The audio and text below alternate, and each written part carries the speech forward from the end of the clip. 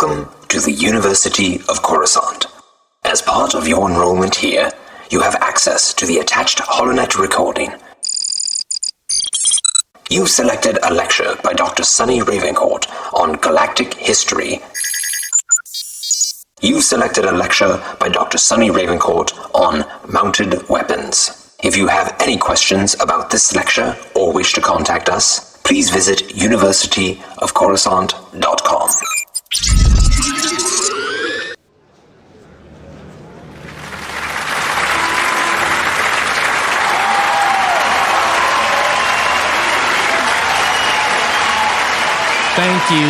Thank you so much. Really, I truly appreciate these warm welcomes you give me. I'm happy to say that a number of you found my missing statue. Remember that one? Some of you made a statue in my likeness, which I put in the hallway. Well, wouldn't you believe it, but a few of you found that same statue in the lower levels in a trash compactor. Can you believe that? I wonder how it could have possibly gotten there. Either way, thank you so much for retrieving that. I've secured it to the floor in the staff lounge with Durasteel bolts this time to make sure that it doesn't accidentally fall into another incineration chute. Who knows how these things can go missing? I was just asking Dean Gambino if she'd seen it, and she just walked away from me. I assume it was her searching that must have led you to it. I'll have to thank her for that after class. I know, I'll invite her to the staff lounge to show her its new location. Perfect. Well, today we're going to look at some of the most well-recognized but least understood class of weapons, and that's what I'm going to call mounted weaponry. Now, of course, some of these aren't technically mounted to anything and they're freestanding, but presumably the part that shoots stuff is so big that it requires it to be mounted to something. Hence, mounted weaponry. Basically, these are weapons that are just too big to be carried by any running soldier. A lot of you are decently familiar with historic Galactic Empire-era ships, and it doesn't get much more famous than an Imperial-class Star Destroyer. Some of you are probably familiar with a bunch of other Galactic-era starships, but I'll bet you aren't familiar with the turbo laser that was stacked by the dozen on all of these, dealing out the real damage. And that, my students, is the Tame & Bach XX9 Heavy Turbo Laser. The XX9 Heavy Turbo Laser has a very distinctive sound. Obviously, I could not bring one of those into this room, but here is a holo recording of that sound. Oh, no, wait. That is the sound of a Death Star blowing up. Here it is. Nope, I'm sorry, that is another Death Star blowing up. Okay, here it is. Yeah, that's it. I don't know what it is about that sound, but it is just perfect. I just love that sound. Is that weird? I mean, I don't know, that might be weird, but it is just a perfect sound. So what is a turbo laser? Well, we already discussed that a blaster is just firing high-energy plasma bolts created by exciting energy-rich gases, right? If you're confused by this, go back and listen to my lecture on blaster pistols. It was excellent, of course.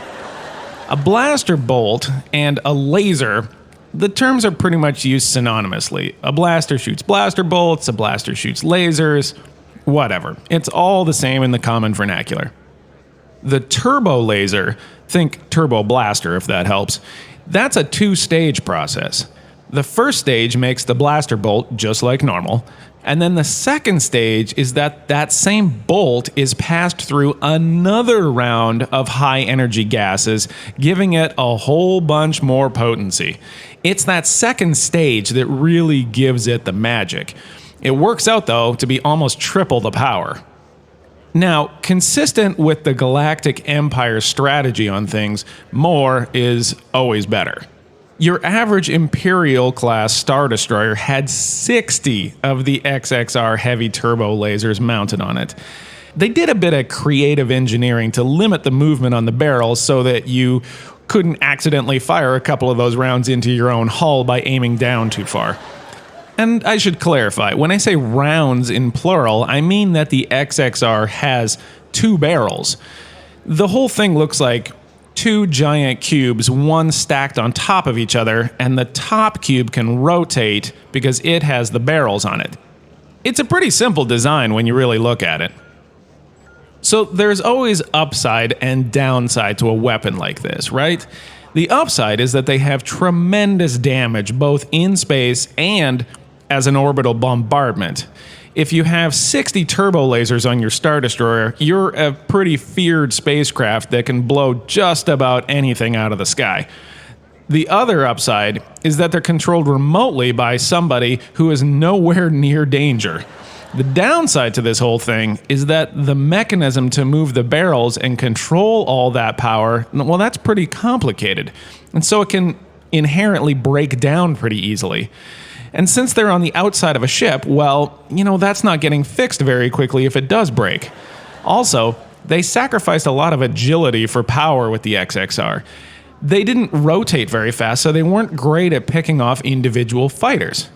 These things were fabulous for blowing giant birds out of space, but not so good at swatting mosquitoes. The first Death Star had 1 million of these things, and it was ultimately blown up by an X-Wing that it just couldn't hit. Next up, let's take a look at one of the coolest looking mounted blasters ever. The Atgar 1.4 FD P-Tower laser cannon. Now, that's a lot of words, so let's just call it the P-Tower. Some of you guys may remember this in the holo vids of the Battle of Hoth between the Galactic Empire and the Rebel Alliance in 3 ABY. It's a little bit hard to describe, but if you think about a giant dinner plate the size of your outstretched arms, so a full wingspan, with a barrel coming out of the middle of the plate. It's mounted to a base, and in order to fire that cannon, you need to be behind the dinner plate to aim it. And once you've aimed your dinner plate at the target, it focuses all that concave energy out of the plate and out through the cannon barrel in one huge bolt. Functionally, it's the same as any blaster. It's just a lot bigger.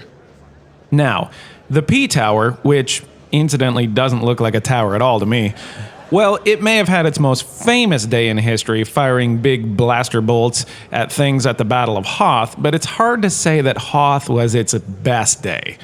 First of all, it could only fire 8 shots before a whole team of engineers had to change out the batteries.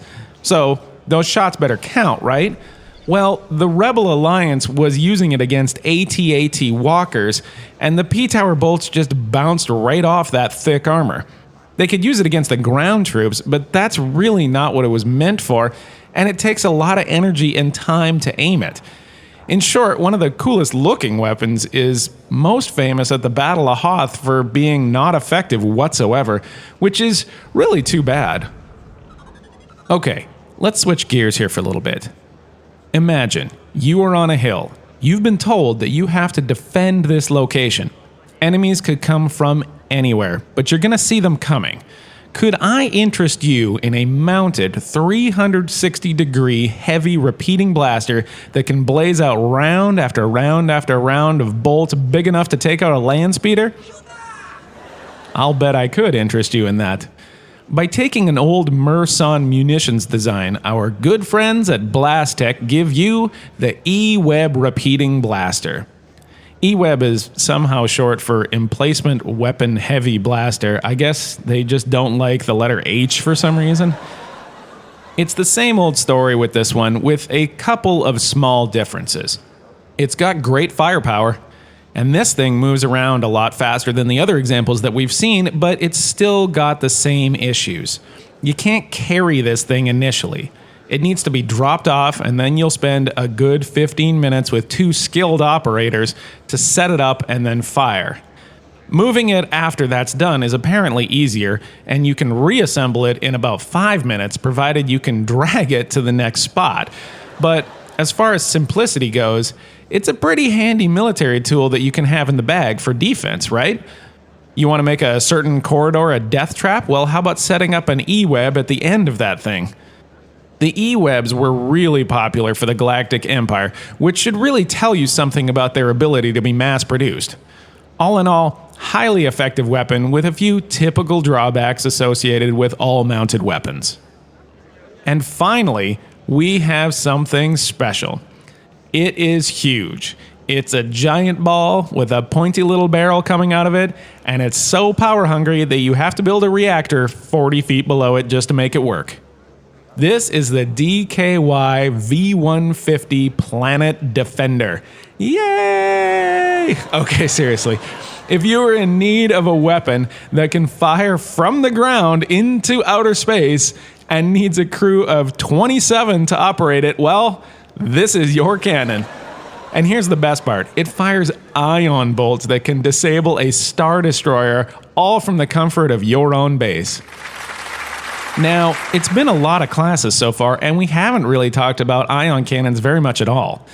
Ion weapons use negatively charged ions to create a bolt that looks a lot like a blaster bolt, but behaves very differently. They really screw with electronics and shields. Ion cannons would largely be used to disable ships or vehicles before turbolasers would then step in and chew through the armor. In the case of the Planet Defender, it was used in conjunction with the planet shields. You'd use a firing computer to time out a quick drop of the planetary shield and then shoot out some ion blasts really fast to help disable the ships. And then you quick put the shields back up. The Rebel Alliance also used them heavily on Hoth to disable the Star Destroyers in orbit, while the transport ships then flew right by them. Ion cannons are still in wide use today because we still rely on electronics. If you have something that can disable the shields and turn off the enemy's power, well, that's going to give you a massive advantage. And if you build a sphere big enough that its cannon can disable ships in orbit above your base, well, I mean, that's not bad either, right? Okay, I think we have time for one question today. Who's going to be up? Who's going to do it?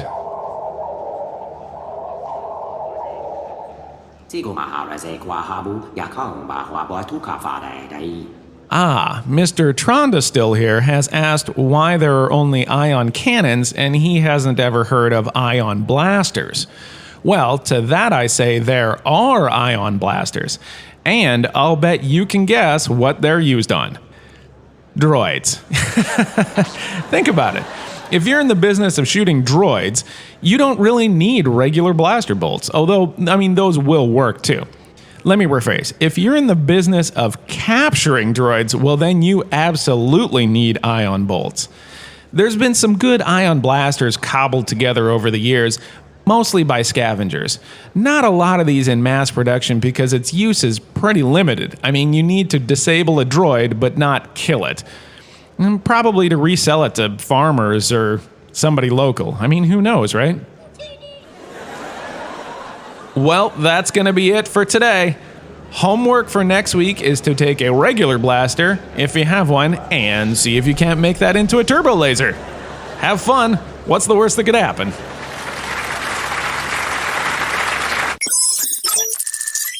This concludes your selected lecture from the University of Coruscant.